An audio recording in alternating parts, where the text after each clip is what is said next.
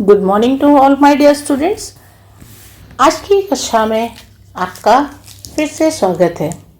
आज हम पढ़ेंगे आपके पाठ्य पुस्तक में दी गई पेज नंबर 52 अर्थात 52 नंबर पेज पर ओ की मात्रा। तो ओ की मात्रा का सबसे पहले हम उच्चारण करना सीखेंगे, फिर हम उसे लिखना भी सीखेंगे। तो देखिए यहाँ पर आपको दिया गया है ओ की मात्रा वाले शब्द। ओ की मात्रा का चिन्ह इस तरह से होता है। तो हम सीखेंगे कि ओ की मात्रा को लगाकर वर्णों से किस तरह से शब्द बनाते हैं। तो सबसे पहले हम पढ़ेंगे म, ओ की मात्रा र। तो देखिए म के बाद ओ की मात्रा को जोड़ा, म के साथ मिलाया तो म का उच्चारण हो गया मो और र, मोर। उसके बाद ढ, ओ की मात्रा ल और क, ढोलक। ट, ओ की मात्रा क, र और बड़ी की मात्रा। सभी को मिलाकर लिखेंगे और शब्द बनेगा टोकरी। देखिए यहाँ चित्र भी एक टोकरी का दिया गया है। ये एक ढोलक का चित्र है और ये मोर का चित्र है। तो चलिए कुछ और शब्दों को भी पढ़ना सीखते हैं। शोर, चोर, खोट, गोटी, चोटी, रोटी, सोहन, समोसा, मोहन, अखरोट। एक था जोकर, उसने एक टोपी पहनी थी। एक दिन जोकर साइकिल चला रहा था। साइकिल के पीछे एक तोता भी बैठा था। तभी एक खरगोश भागता हुआ आया। भागते खरगोश को देखकर जोकर घबरा गया। जोकर जी साइकिल से गिरे धड़ाम। टोपी इधर, साइकिल उधर।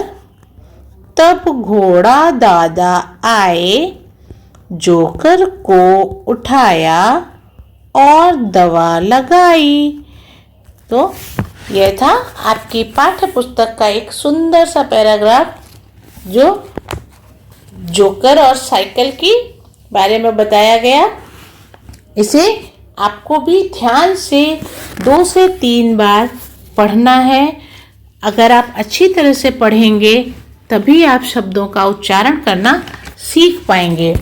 अब हम ओ की मात्रा के शब्दों को लिखना भी सीखेंगे। सबसे पहले हम अभ्यास करेंगे। आपकी ही पाठ्य पुस्तक में पेज नंबर 53 पर दिए गए अभ्यास को हल करेंगे। यहाँ पर पहला प्रश्न दिया है, चित्रों के सही नाम पर सही का निशान लगाओ। तो देखिए चित्र देखकर आप अच्छी तरह से पहचान गए होंगे। तो देखते हैं इसमें से सही शब्द कौन सा है। पहला शब्द टोपी है, तो ये सही शब्द नहीं है। दूसरा घोड़ा है और तीसरा तोता है।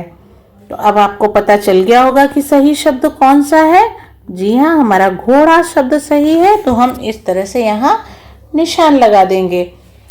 फिर दूसरा चित्र जो दिया गया है वह एक टोकरी का चित्र है। अब देखते हैं कौन सा शब्द उसके साथ मैच होता है।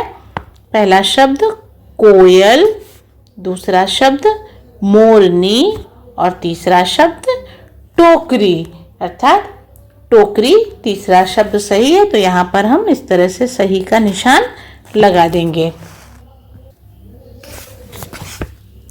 प्रश्न 2, चित्रों को देखो और ओ की मात्रा लगाकर नाम पूरे करो। तो देखिए यहाँ पर दिया गया है कि ओ की मात्रा का चिन्ह इस तरह से होता है। तो देखिए इसको किस तरह से लगाते हैं। तो ये चित्र पहले तो पहचानिए, ये चित्र किसका है।